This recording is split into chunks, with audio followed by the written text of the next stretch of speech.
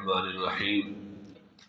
آج کا درس سورہ بقرہ کے تیسرے رکوع کی پہلی دو آیات یعنی آیت نمبر 21 اور آیت نمبر 22 پر مشتمل ہے۔ ترجمہ دیکھیے پھر تفسیر ہوگی۔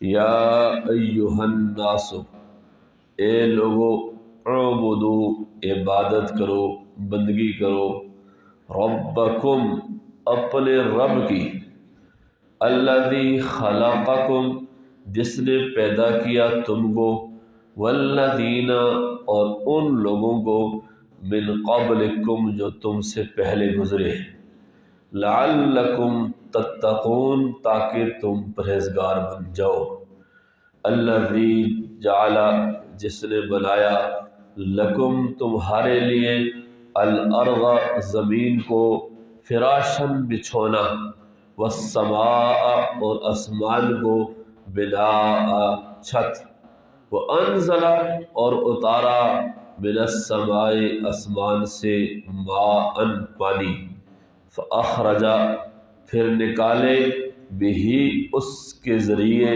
اس سے، من الثمرات، پھل، میوے، رزقا، کھانے کے لیے، لکم، تمہارے کھانے کے لیے، تمہاری روزی کے لیے، فلا تجعلوا، لہذا نہ ٹھہراؤ، للہ، اللہ کے ساتھ، اندادن، کوئی شریک، وانتم تعلمون، حالانکہ تم جانتے ہو۔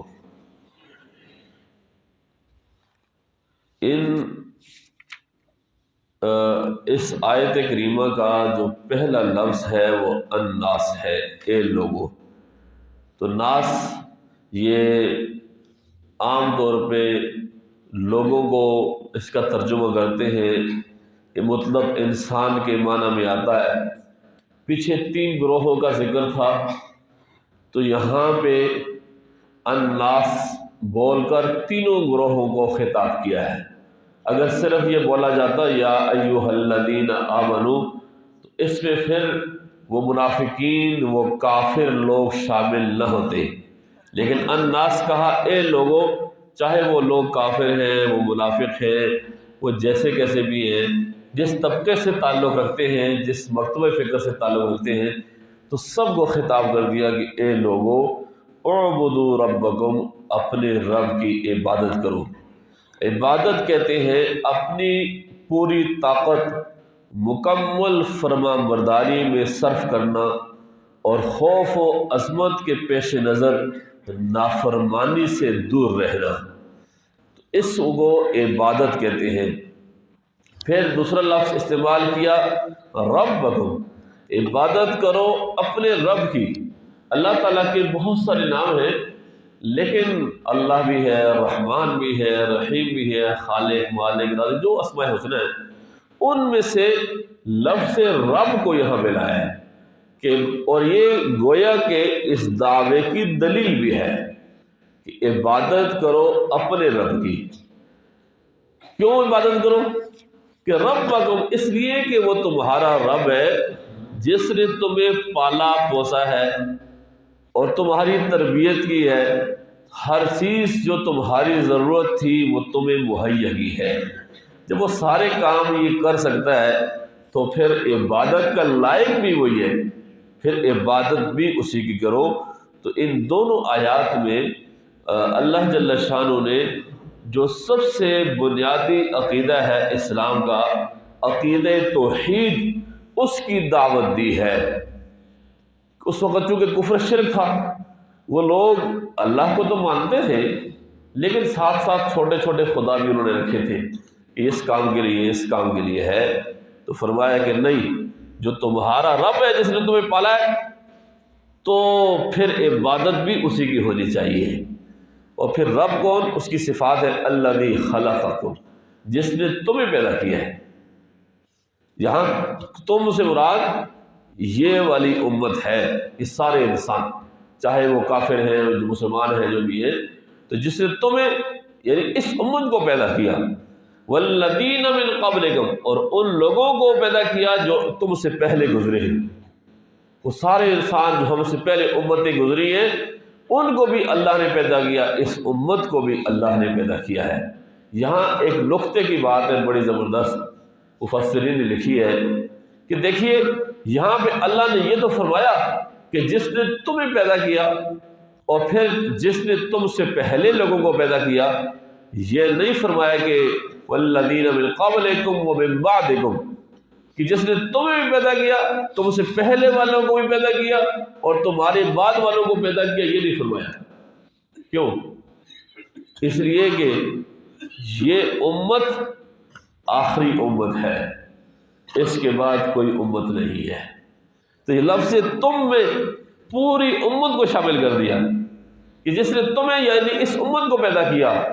اسی آیت سے عقیدہ ختم نبوت بھی سمجھ ہے کہ اگر کوئی نبی آنا ہوتا تو ظاہر سی بات اس کے ساتھ امت بھی ہوتی، تو چونکہ کوئی نبی کی کوئی امت نہیں تھی، اس لیے کہ نبی نہیں تھا، کوئی وحی نہیں ہے، یہ آخری امت ہے، اس کے بعد کوئی امت نہیں ہے۔ یہ آخری نبی ہے، اس کے بعد کوئی نبی نہیں ہے۔ یہ آخری کتاب ہے، اس کے بعد کوئی کتاب نہیں۔ یہ آخری وحی ہے، اس کے بعد کوئی وحی نہیں۔ اس لیے اللہ نے دو چیزیں کری، تمہیں بھی تم سے پہلے والوں کو، لیکن یہ نہیں کہا کہ تمہارے بعد والوں کو۔ تو اب یہ جو قادیانی نے جو دعویٰ کیا ہوا ہے مرزا غلام قادیانی کا، ایک الگ سی امت بن گئے، تو اس آیت کریمہ سے ان کا جھوٹ بھی ثابت ہو گیا، اس لیے کہ اللہ نے ذکر ہی نہیں کیا۔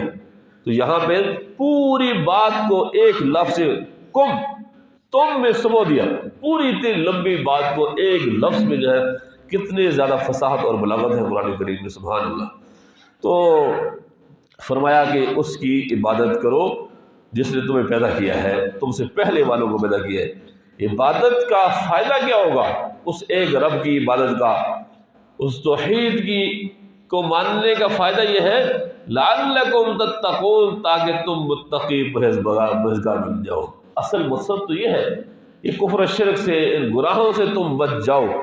اور پھر تو اس لیے آدمی جتنا بھی نیک ہو جائے، جتنا بھی وہ عبادات میں منہمک رہے، لیکن اگر اس کے اندر عقیدہ توحید نہیں ہے، وہ شرک میں مبتلا ہے، تو وہ اب متقی پرہیزگار نہیں بن سکتا۔ متقی پرہیزگار کی جو بات اس کے لیے شرط ہے وہ اعبدوا رب، ایک رب کی عبادت کرو۔ ہمارے مسلمانوں کے اندر بھی شرک پایا جاتا ہے، جب بھی جا کے کیا کرتے ہیں، ادھر جا کے پیروں سے مانگتے ہیں، قبروں پہ جا کے سجدے کرتے ہیں، عجیب عجیب قسم کی کام کرتے ہیں۔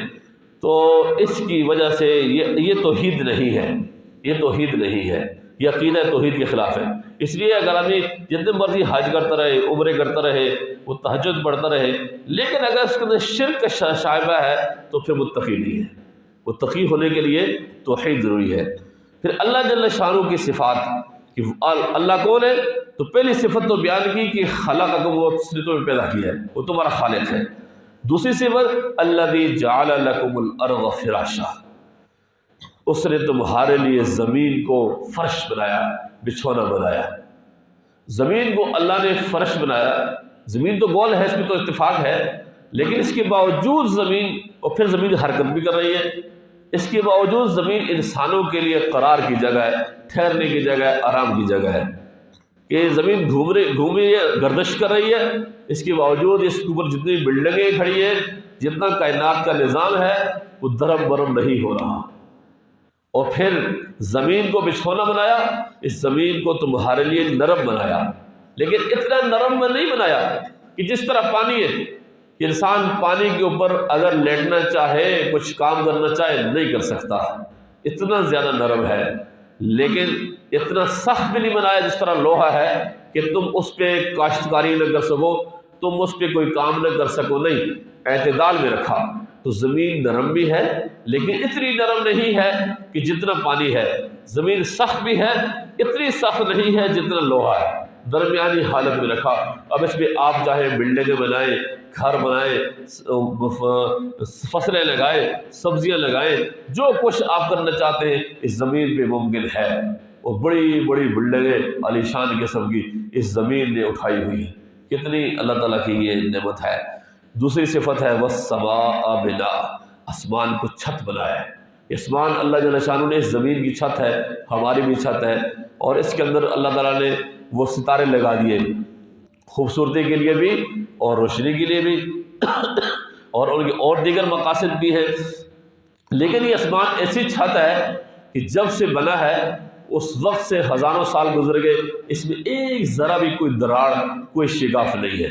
سورہ ملک میں اللہ نے فرمایا کہ تم دیکھو، دیکھ دیکھ کے تمہاری آنکھیں تھک جائیں گی، بالآخر تمہاری نظر وہ ذلیل و خوار ہو کر واپس آ جائے گی، لیکن تم اس میں کوئی شگاف، کوئی دراڑ تلاش نہیں کر سکتے ہو۔ یہ اللہ کی کاریگری ہے۔ دو صفتیں ہو گئی۔ تیسری صفت وَأَنزَلَ مِنَ السَّمَاءِ مَاءً، اللہ تعالیٰ نے آسمان سے پانی اتارا ہے۔ آسمان سے مراد یہ نہیں کہ آسمان میں پانی ہوتا ہے، آسمان اصل میں اوپر والی چیز کو کہتے ہیں۔ تو پانی تو بادلوں میں ہوتا ہے، پانی بادلوں میں ہوتا ہے، لیکن اوپر ہوتا ہے، اس لیے کہا ہے کہ آسمان سے اتارا ہے۔ ہمارے جو اوپر ہے تو ہمیں تو ایسا ہی لگتا ہے کہ آسمان سے بارش ہو رہی ہے، اور ہم عام طور پہ کہتے بھی ہیں، لیکن مراد یہ نہیں ہے، کیونکہ قرآن کریم کی دوسری جگہ اللہ نے خود فرمایا سورہ واقعہ میں کہ انتم انزلتموہ من المزن ام نحن المنزلون، کیا اس بارش کو بادلوں سے تم برساتے ہو یا ہم برساتے ہیں؟ وہاں بادلوں کا لفظ استعمال کیا، یہاں پہ آسمان کا، تو مراد بادل ہی ہے، یہ کو بادل بھی اوپر ہوتے ہیں۔ تو اللہ نے اوپر سے تمہارے لیے پانی برسایا، اور پانی برسانے کا مقصد بتایا، فَأَخْرَجَ بِهِ مِنَ الثَّمَرَاتِ، پھر اللہ تعالیٰ نے اس پانی کی وجہ سے طرح طرح کے پھل اور میوے تمہارے لیے زمین سے نکالے ہیں۔ پانی اگر نہ ہو تو کہیں بھی زمین پر کاشتکاری نہیں ہو سکتی، کوئی چیز، کوئی فصل، کوئی پھل اگ نہیں سکتا۔ اللہ جب بارشیں نہیں ہوتی کچھ بھی نہیں ہوتا، اور جب بارشیں ہوتی ہیں تو چٹیل میدان صحرا بھی، اس میں بھی سبزہ اگ جاتا ہے اور ہریالی آتی ہے۔ یہ اللہ کا نظام ہے۔ تو یہ چوتھی صفت ہے اللہ جل شانہ کی، اور یہ ایسی صفات ہیں کہ جو انسانوں میں موجود نہیں ہے، یہ صرف اور صرف اللہ کی ہے۔ اور یہ بتانے کے لیے عام طور پر یہ دلائل ہیں اللہ جل شانہ کے توحید کے۔